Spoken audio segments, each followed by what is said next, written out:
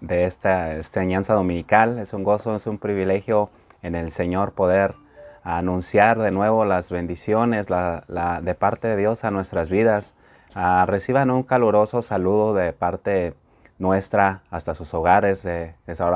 Hoy estamos transmitiendo desde el porche de nuestra casa, así es que estamos un poquito a la intemperie, por así decirlo. Tenemos un clima hermoso en la ciudad del Grove, así es que sean bienvenidos de nuevo a esta enseñanza dominical. Prepara tu corazón, prepara tu vida, prepara a tu familia para entender y escuchar todo el consejo de la palabra de Dios. Bienvenidos de nuevo, bienvenidas. En esta mañana estaremos transmitiendo, como les digo, desde el porche de mi hogar a la casa de ustedes, con una enseñanza que realmente bendecirá tu vida, bendecirá tu corazón, traerá ese alimento que nuestro espíritu, nuestra alma necesita escuchar, el alimento que solamente nuestro Señor nos provee por medio de su palabra, por medio de su Espíritu Santo a nuestras vidas. Así es que una gran noticia, nuestro presidente, gracias a Dios, ¿verdad?, pudo anunciar de que las iglesias, lo que nosotros hacemos, predicar la palabra, es algo esencial para mantener la vida espiritual de este país. Así es que eso es una gran noticia que no necesita más bien ser proclamada, que todo el mundo escuche, que pronto estaremos reuniéndonos como cuerpo, anunciando y alabando el grande y poderoso nombre de nuestro Señor Jesucristo. Es que reciban las directrices de parte de los condados, de las ciudades, para poder organizarnos y hacer esto de una manera segura, pero de una manera también que realmente transformará el corazón de las ciudades, de los pueblos, de las iglesias donde nosotros nos reunimos. Así es que vamos comenzando en esta mañana hermosa. En el libro de Nehemías, capítulo 1, versículo 1 en adelante, hemos titulado esta enseñanza El Remanente. El Remanente, y como subtítulo le hemos puesto Edificando la Ciudad. Edificando la Ciudad. Dice Nehemías capítulo 1, versículo 1 al 11. Palabras de Nehemías, hijo de Icalías. Aconteció en el mes de Quisleu, en el año 20, estando yo en Susa, capital del reino, que vino Hanani, uno de mis hermanos, con algunos varones de Judá, y les preguntó por los judíos que habían escapado, que habían quedado de la cautividad por Jerusalén. Y me dijeron: el remanente, los que quedaron de la cautividad allí en la provincia, están en gran mal y afrenta, y el muro de Jerusalén derribado, y sus puertas quemadas a fuego. Cuando oí estas palabras me senté y lloré, e hice duelo por algunos días, y ayuné y oré delante del Dios de los cielos. Y dije: te ruego, oh Jehová, Dios de los cielos, fuerte, grande y temible, que guarda el pacto y la misericordia a los que le aman y guardan sus mandamientos, esté ahora atento tu oído y abierto tus ojos para oír la oración de tu siervo, que hago ahora delante de ti día y noche, y por los hijos de Israel tus siervos, y confieso los pecados de los hijos de Israel que hemos cometido contra ti. Sí, yo y la casa de mi padre hemos pecado. En extremo nos hemos corrompido contra ti, y no hemos guardado los mandamientos, estatutos y preceptos que diste a Moisés tu siervo. Acuérdate ahora de la palabra que diste a Moisés tu siervo, diciendo: si vosotros pecareis, yo os dispersaré por los pueblos, pero si os volviereis a mí y guardareis mis mandamientos y los pusiereis por obra, aunque vuestra dispersión fuere hasta el extremo de los cielos, de allí os recogeré y os traeré al lugar que escogí para hacer habitar allí mi nombre. Ellos pues son tus siervos y tu pueblo, y los cuales redimiste con tu gran poder y con tu gran mano poderosa. Te ruego, oh Jehová, esté ahora atento tu oído a la oración de tu siervo y a la oración de tus siervos, quienes desean reverenciar tu nombre. Concede ahora buen éxito a tu siervo y dale gracia delante de aquel varón, porque yo servía de copero al rey. Amén. Unos 1000 años después del tiempo de Moisés, unos 400 años antes, del nacimiento de Jesús, la nación de Israel y el pueblo judío estaba en un estado desesperado, muy parecido al estado en el que nosotros nos encontramos, ¿verdad? Un estado de desesperación, de encierro constante, y la nación se encontraba en este estado, en esta situación. Sus naciones habían sido destruidas, primero la nación del norte de Jerusalén y luego las naciones del sur de Judá. La calidad de Jerusalén, la ciudad de Jerusalén, perdón, había sido conquistada por los babilonios, un imperio que llegaba y acababa con las ciudades, tomaban cautivos, tomaban prisioneros como esclavos a los ciudadanos de estas ciudades y destruían todo lo que había a su alrededor. Había sido conquistada por este imperio llamado el imperio de Babilonia, los babilonios, y el templo de Salomón, lo que era el orgullo, por así decirlo, de todos los judíos, había sido destruido, había sido totalmente aniquilado. Cuando los babilonios conquistaron a Jerusalén, deportaron a casi todas las personas y de la región por algunos 70 años. Jerusalén parecía como un pueblo fantasma, parecía como un pueblo donde no había gente, donde había sido destruida toda esa ciudad.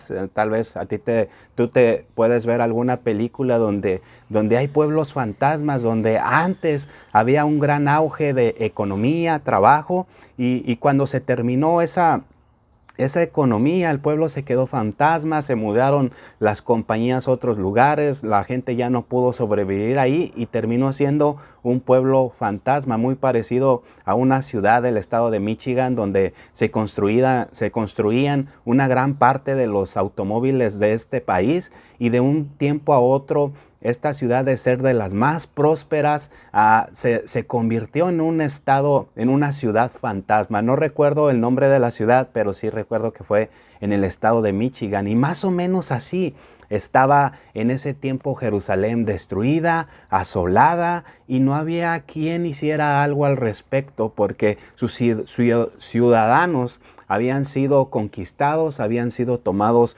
como esclavos, como prisioneros y trasladados, deportados de su propia nación a Babilonia. Cuando los judíos fueron deportados a Babilonia, empezaron a construir casas para ellos. Ahí se establecieron muchos, y muchos adoraron a Dios, al Dios de sus padres, pero desde Babilonia, desde aquel lado del muro, desde aquel lado del mundo, ellos adoraban a Dios, con ningún deseo de regresar a la tierra prometida, a su verdadera tierra, a la tierra de Abraham, de Isaac y Jacob.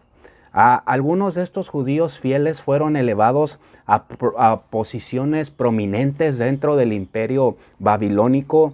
En los gobiernos al cual fueron deportados, Daniel se hizo líder grande en Babilonia. Nosotros lo podemos ver en todo el libro de Daniel, cómo él halló gracia. Él fue un hombre que fue usado por Dios lejos de su nación. Daniel se hizo un gran líder, y Esther se hizo reina de Persia. Esta mujer también llegó a reinar y llegó a influenciar grandemente el destino de su pueblo. Pero después de 70 años en cautividad, es decir, deportados en aquel lugar, de los 3 millones más o menos de judíos que fueron deportados, solo 50,000 más o menos regresaron. Eso es solamente más o menos el 2%, pero sí regresaron y construyeron el templo. El templo, recuerden que había sido destruido, y algunos regresaron a reconstruir el templo y establecieron un fundamento espiritual para Israel. Pero 15 años después de terminar el libro de Esdras, el libro de Esdras y Nehemías tienen mucho en común. Los dos se cree que fueron escritos por el sacerdote Esdras, así es que enfocan dos cosas que son una parte de un solo. Como 100 años después de los primeros cautivos regresaron a la tierra prometida, unos 150 años después que la ciudad de Jerusalén fue destruida, los muros de Jerusalén todavía quedaban en ruinas. Se reconstruyó el templo, pero los muros de la ciudad estaban en ruinas. Y esto nos lleva al primer punto de 3 que vamos a estar tratando esta mañana. Así es que te pido que pongas toda tu atención. Punto número 1, le llamamos Nehemías oye del estado de Jerusalén. Esto lo podemos volver a leer en el versículo 1 al 3 del capítulo 1 de Nehemías. Nehemías vivía en Susa, dice, una ciudad de la capital de Persia, que ahora es conocido como Irak, tal vez te suene, y vivía en una ciudad muy pequeña llamada Ciudadelas, así se les llamaba la ciudad. Eso es un palacio fortificado que tenía, estaba rodeado por grandes paredes de concreto gruesas que era muy difícil penetrar. Ya inmediatamente sabemos que él es importante porque vive en el palacio del rey. Así es que era un prisionero que había sido tomado cautivo, pero es importante porque vive en el palacio del rey. Así es que servía al rey. Su cuerpo estaba en Persia, en el palacio del rey, pero su corazón y su interés estaban en Jerusalén, a 800 millas de allí. Nos podemos relacionar con esto nosotros. Vivimos en los Estados Unidos, ya tengo casi la mitad de mi vida viviendo en este país. Así es que ya casi soy más de aquí que de allá. Pero todavía pensamos en nuestros países. Todavía existe ese sentimiento de melancolía al acordarnos de nuestras familias, de nuestras costumbres, de lo que nosotros teníamos allá. Y eso no es malo recordar de vez en cuando. Nehemías quería saber cómo estaban las cosas en Jerusalén, en su tierra natal, en su tierra donde él había crecido tal vez. Y preguntó a su hermano sobre el estado de la nación. Uno pensaría que alguien tan importante tendría cosas más importantes en qué pensar que una ciudad que nunca había o que tenía mucho tiempo que no iba. Tal vez se cree que él no nació en Jerusalén, sino en Babilonia. Así es que él sentía todavía amor y compasión por una ciudad que tal vez nunca conoció. Su corazón estaba en las cosas de Dios también. Su corazón no está sobre sí mismo, sobre su propia humanidad, sino por la de los demás. Esto nos tiene que enseñar algo a nosotros. Nuestro corazón no solamente tiene que estar enfocado a nuestros deseos, a lo que nosotros queremos, hacia nuestras propias metas, sino en servir a los demás, en entregar nuestras vidas a los demás. Nehemías tenía el corazón que nos narra Salmo 137, versículos 5 al 6, que dice: si me olvidare de ti, oh Jerusalén, pierda mi diestra su destreza, mi lengua se pegue a mi paladar, si de ti no me acordare, si no enalteciera Jerusalén como preferente asunto de mi alegría. Si Jerusalén era importante para Dios, entonces lo era para Nehemías también. Si Jerusalén era importante, no solamente la ciudad, sino más aún las personas que estaban ahí. Si para él eran importantes esas personas que él no conocía, más nosotros debemos de preocuparnos, no tanto por un lugar, sino por las personas que habitan ese lugar. La noticia que él recibe no es muy agradable, que digamos. El remanente están en gran mal, dice en los primeros versículos. Los que habían quedado, eso significa la palabra remanente. Los que quedaron después de todo ese ajetreo, de toda esa violencia con la cual llegaron, quedaron unos pocos, quedaron unos cuantos. Y ellos estaban sufriendo, estaban en gran mal y afrenta. Y el muro de Jerusalén había sido derribado y sus puertas quemadas al fuego. Las ciudades en esos tiempos estaban amuralladas, como les decía, para protegerse de los ataques de los enemigos. Llegaban los ejércitos enemigos y si la ciudad tenía barreras y muros fuertes, era imposible poder penetrarlas, pero ellos estaban desprotegidos. Ellos estaban como ahorita yo, a la intemperie, sentimos la brisa fresca, pero ellos también estaban en un gran peligro porque podían volver a ser azotados y tal vez totalmente exterminados, porque solamente quedaba un pequeño grupo, un remanente. Una ciudad sin muros, era una ciudad completamente abierta y vulnerable a sus enemigos. Ellos no tenían protección y no tenían ningún tipo de defensa ante tal situación. El cristiano sin la armadura de Dios es una ciudad sin muros. Para protegerlo también es vulnerable a los ataques de Satanás. La palabra de Dios dice: sed sobrios, porque vuestro enemigo el diablo anda como un león rugiente buscando a quien devorar. Se sentía agobiado Nehemías, se sentía preocupado. Cuando oí estas palabras, dice: me senté y lloré, dice Nehemías, e hice duelo por algunos días, y ayuné y oré delante del Dios de los cielos, dice el versículo 4. La reacción de Nehemías es extrema. Se le van las fuerzas. Cuando nosotros se nos van las fuerzas, cuando recibimos una noticia que no es muy agradable, se nos van las fuerzas y necesitamos tomar un lugar para sentarnos, porque si no sentimos que nos desmayamos. Se le fueron las fuerzas y se tenía que sentar. ¿Qué te mueve a ti de tal manera que llores por una situación definida, por una situación que están experimentando las demás personas? Ellos estaban en Jerusalén y él había estado en el exilio. Él estaba lejos, él no estaba experimentando lo que su propia raza estaba sufriendo, pero él se sentía como parte del sufrimiento que ellos estaban atravesando. No podemos ser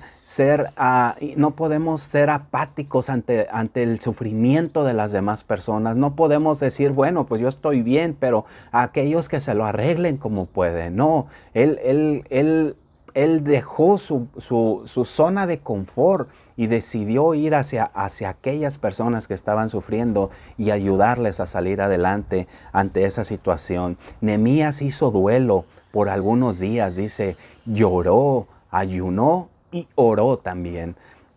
El versículo 5 dice: y dije, él no considera los algunos días como parte de su intersección, sino como una introducción a lo que él venía. Un preámbulo es cuando empieza a poner en serio, cuando se empieza a poner en serio o en concordancia con su oración. No concluía, dice, después de algunos días solamente. No, muchas veces oramos solamente por algunos días. No, él estaba en constante oración. Él no lloró, no se quejó, no lloró quejándose, sino que lloró con un gran dolor, con un gran sentimiento de amor hacia los demás.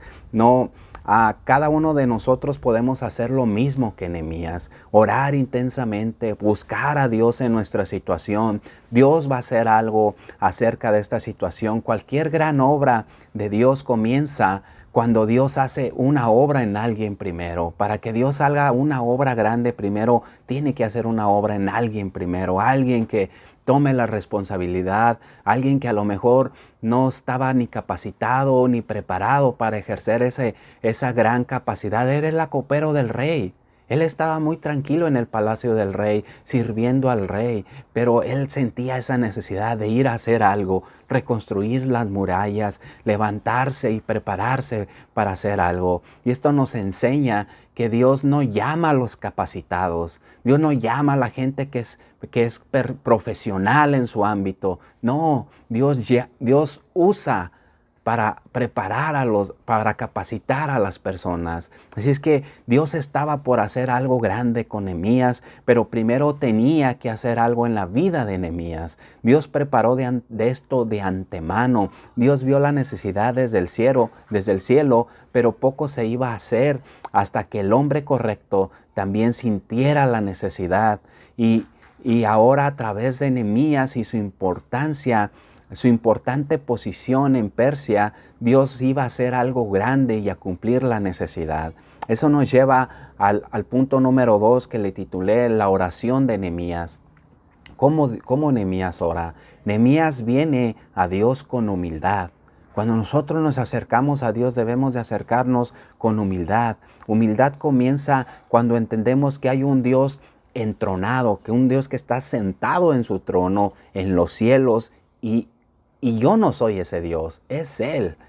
Nehemías inmediatamente reconoce quién es Dios. Y él dice, Dios de los cielos en su oración, Dios de los cielos fuerte, grande y temible. Guardas el pacto y misericordia a los que te aman. Él reconoce el señorío de Dios, Él reconoce la deidad de Dios y que Él está muy sobre encima de nosotros. Humildad también reconoce mi completa dependencia de Dios. Somos 100% dependientes de Dios. Si tú te sientes autosuficiente en algún sentido, yo te invito a que hagas un ejercicio muy simple. Tócate el ombligo. Tócate el ombligo, no te levantes la camisa ni nada, pero tócate tu ombligo. Y esto nos enseña a que siempre hemos dependido de alguien. No somos autosuficientes, necesitamos vivir en dependencia de nuestro Creador, de aquel que hizo los cielos y la tierra. Solo Dios puede ayudarnos y solo Dios puede oírnos. Entonces Él nos ayudará, pero ¿por qué no nos oye a veces? Tal vez te has preguntado, ¿por qué Dios no me oye a veces? Por dos razones. Porque pecamos y porque pedimos mal, dice la palabra de Dios, para gastar en nuestros deleites. Dice la Biblia, he aquí que no se ha acortado la mano de Jehová para salvar, ni se ha agravado su oído para oír. Pero vuestras iniquidades han hecho división entre vosotros, y vuestro Dios y vuestros pecados han hecho ocultar de vosotros su rostro para no oír. Esas son las cosas que hacen que Dios oculte su rostro ante nuestras peticiones, ante nuestras oraciones. Dice Isaías 59, versículo 1 y 2. He aquí que no se ha cortado la mano, pero dice, pero vuestras iniquidades, nuestros pecados, nuestra humanidad ha hecho división entre vosotros y vuestro Dios. No solamente nos separamos de nuestro Dios al pecar, sino nos dividimos entre nosotros. Y eso hace que Dios esconda su rostro. Eso hace que nuestras oraciones muchas veces no sean escuchadas. Así es que Dios nos llama a mantener una unidad, aunque tengamos muchas diferencias el uno del otro, reconocer que no somos las personas más capacitadas, pero Dios decidió llamarnos para capacitarnos, siendo Él el Señor de nuestras vidas, siendo Él nuestro Dios. Santiago 4:3 dice, pedís y no recibís, porque pedís mal. Pedís para gastar en vuestros deleites. Dios es un Dios justo y también es un Dios de amor. Él sabe qué es lo que necesitamos desde antes de que nosotros le pidamos. Humillación también es confesar nuestros pecados abiertamente. Confesarnos. Dice, confieso los pecados de Israel que hemos cometido contra ti, dice Nehemías en el versículo 6. Yo y la casa, no solamente él dice, ellos pecaron y por eso están así. Muchas veces nosotros nos excluimos de eso y decimos, la situación está porque la gente peca. No, todos pecamos, dice Romanos 3:23. Por cuanto todos pecamos, todos estamos destituidos de la gloria de Dios. Nehemías se mete a sí mismo en el mismo costal, por así decirlo. Dice, yo y la casa de mi padre, mi parentela, mis hermanos han pecado, hemos pecado. El Salmo 51, versículo 4 dice, contra ti, solo he pecado y he hecho lo malo delante de tus ojos, para que seas reconocido justo en tu palabra y tenido por puro en tu juicio. Dios solo puede usar a un hombre con el espíritu quebrantado. Hermano, si tú quieres que Dios te use, Dios te puede usar quebrantándote, humillándote, haciéndote reconocer tu dependencia solamente de Él. Un corazón contrito Dios no lo desprecia. Dios no puede usar un hombre lleno de orgullo, lleno de resentimiento, lleno de raíces de amargura. El orgullo viene antes de la caída, dice Proverbios. El Salmo 51, versículo 17 dice, los sacrificios de Dios son el espíritu quebrantado, al corazón contrito y humillado no despreciarás tú, oh Dios. Así es que nosotros podemos ver en medio de esta pandemia, si nosotros realmente queremos que esto termine, que terminen los contagios, que terminen las muertes, que podamos volver a nuestra vida aparentemente normal, que ojalá que no volvamos a la normalidad, sino que esta pandemia nos sirva para reaccionar, para sacudir nuestras mentes. Pero si realmente queremos hacer algo diferente, tenemos que tomar la actitud de Nehemías. Tenemos que dejar nuestra zona de confort e ir a hacer algo que quizás nadie nos mandó a hacer, pero por amor a los demás, para que los demás estén bien, para que las generaciones estén firmes y fundamentadas y no desprotegidas de todos aquellos que les quieran hacer daño. Romanos capítulo 12, versículo 1 dice: así que, hermanos, os ruego por las misericordias de Dios que presentéis vuestros cuerpos en sacrificio vivo, santo, agradable a Dios. Y este es nuestro culto racional, nuestro culto con el entendimiento, no solamente palabras de la lengua hacia afuera, sino desde nuestro corazón. Nuestra vida misma va a ser un entono de alabanza a nuestro Dios. Es necesario que yo crezca, dice la palabra de Dios en San Juan, es necesario que yo mengüe, para que Él crezca. Es necesario que haya cada vez menos de mí para que haya más de Dios en nosotros. Dios quiere que seamos como Pablo en Filipenses, que dice: pero cuántas cosas eran para mí ganancia, ahora lo tengo por basura, ahora lo tengo por pérdida, por amor de Cristo, por amor del cual lo he perdido todo. Él tenía tantas cosas de que gloriarse, pero Él dijo: pero por amor yo he decidido perder todo. ¿Qué estás tú dispuesto a perder por amor a los demás? Tal vez tu futuro, tu futuro, que en estos días es totalmente incierto. Se habla de una recesión tan fuerte que va a golpear tan fuerte nuestras economías. Hay veces que nos sentimos tan seguros en cosas tan insensatas, tan pasajeras, que realmente estamos tan enfocados en nosotros mismos que no vemos la realidad de nuestra situación. Dice la palabra de Dios: nuestra justicia, Dios la considera como basura. Todo lo que nosotros creemos que es bueno ante nosotros, ante nuestros propios ojos, Dios los considera como basura. Isaías capítulo 64, versículo 6 dice: si bien todos nosotros somos como suciedad y todas nuestras justicias como trapos de inmundicia.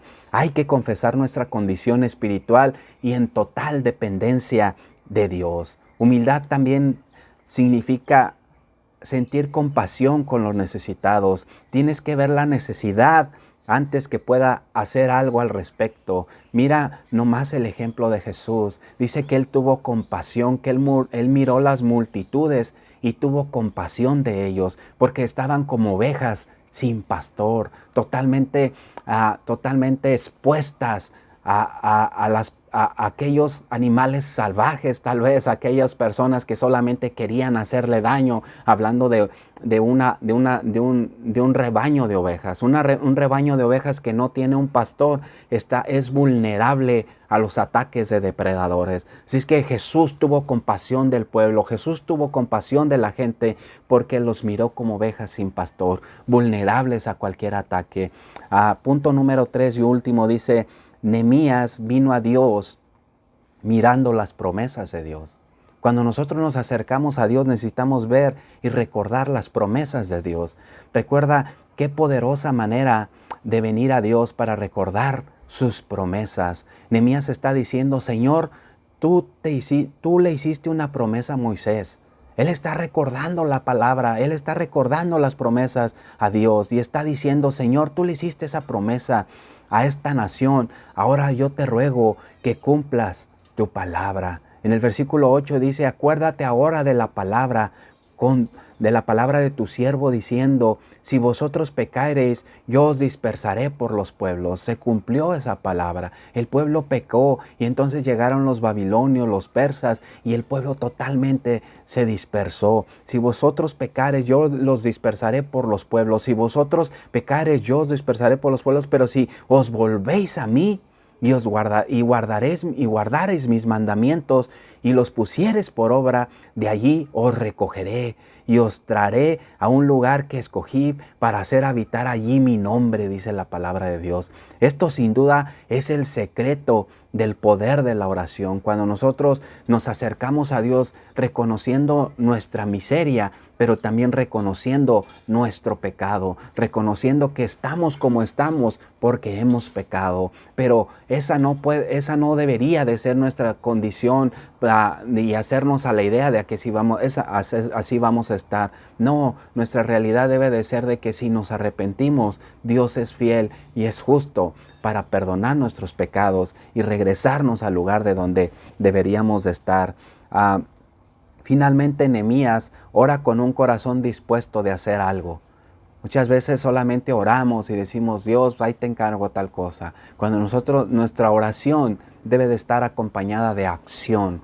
Cuando nosotros oramos debemos doblar nuestras rodillas, pero también levantarnos y trabajar con las manos, hacer algo al respecto para que podamos ver la respuesta de Dios también, en dependencia del Espíritu Santo. Te ruego, dice el versículo 11, te ruego, oh Jehová, esté ahora atento tu oído a la oración de tu siervo y a la oración de tus siervos, no solamente a la oración de Nehemías, que había tomado ese lugar, que había tomado la batuta del pueblo, sino que la oración de aquellos que también estaban siendo parte de la reedificación de los muros de la ciudad. Escucha la oración de tus siervos, quienes desean reverenciar tu nombre. Ellos desean reconocer que Él es Dios y que Él nos hizo y no nosotros a nosotros mismos. Y le dice, concede ahora buen éxito a tu siervo. Cuando nosotros oramos hay que pedirle a Dios que nos conceda buen éxito, que las cosas salgan bien,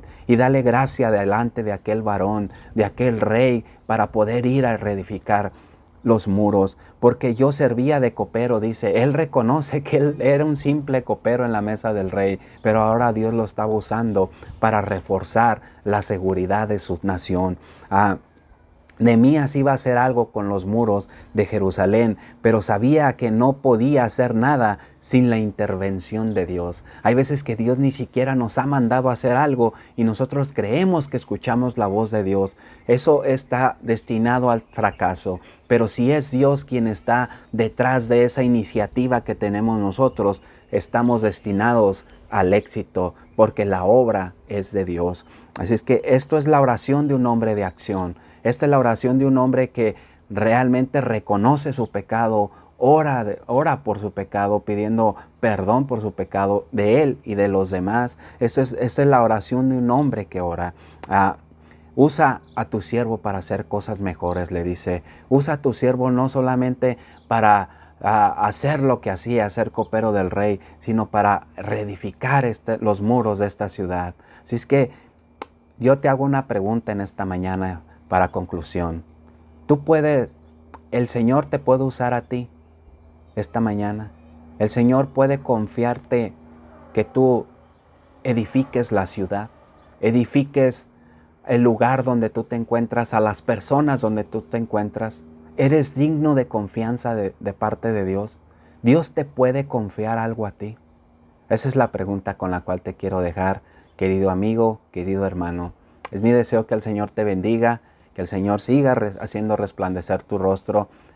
Estamos preparándonos para regresar a nuestras iglesias, pero no podemos volver a ser los mismos. Tenemos que edificarnos los unos a los otros, reconstruir nuestra sociedad que totalmente estaba perdida antes de esta pandemia.